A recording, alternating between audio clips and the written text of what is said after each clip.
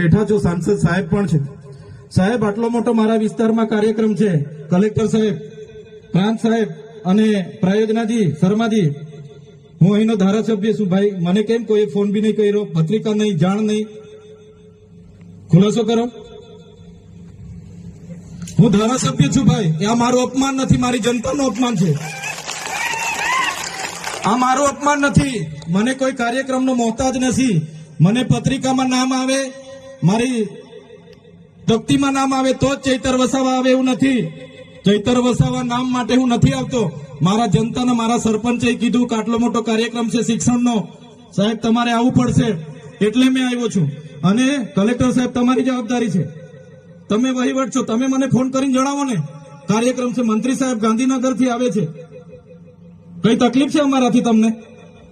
પ્રાયોજનાજી, શર્માજી, તકલીફ है आपको? તો કેમ ભાઈ તમે અમને જાણ નથી કરતા? કેમ આમંત્રણ નથી આપતા? તમારું વહીવટી તંત્ર હું ધંધા કરે છે ને બધું ખબર છે. હમણાં મોદી સાહેબ આવ્યા હતા, ખર્ચો થાય ભાઈ, 8-10 કરોડ રૂપિયાનો ખર્ચો થાય. તમે દેવ મોગરામાં ડેકોરેશન માટે કલેક્ટર સાહેબ 16 કરોડ રૂપિયાનો અમારા આદિજાતિ બજેટમાં ખર્ચો પાડ્યો છે. તમે ત્યાં મોદી સાહેબના મંડપના સ્ટેજ માટે 15 કરોડના ખર્ચા કર્યા છે. ટોયલેટ, મોબાઈલ ટોયલેટ માટે 2,40,000નો 2 કરોડ ને 40 લાખના તમે ખર્ચા પાડ્યા છે. નાસ્તા માટે 2 કરોડ ખર્ચા પાડ્યા છે. તમે ડોમ માટે 2 કરોડ ખર્ચા પાડ્યા, ચા માટે 2 કરોડ ખર્ચા પાડ્યા, બસ માટે 2 કરોડ ને 71 લાખ રૂપિયાનો ખર્ચો પાડ્યો. કેમ? અમે સવાલ પૂછીએ એટલે તમને નડીએ છે? તમારા મનમાં ધુમાડો હોય તો કાઢી નાખજો ભાઈ. બરાબર છે, આ જનતાના ટેક્સના પગારે આપણે બધા છે.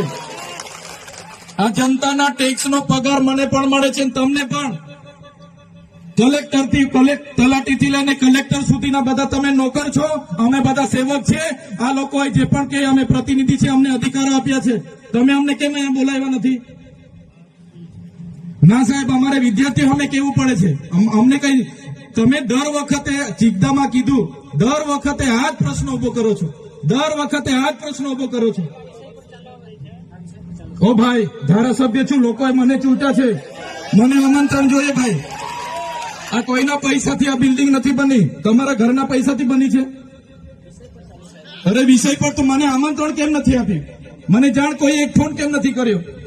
કેમ ભાઈ? અમે ધારાસભ્ય ચૂંટાયેલા છે, લોકોએ અમને અધિકાર આપ્યા છે, અમારો અવાજ તમે દબાવવાની વાત કરો છો.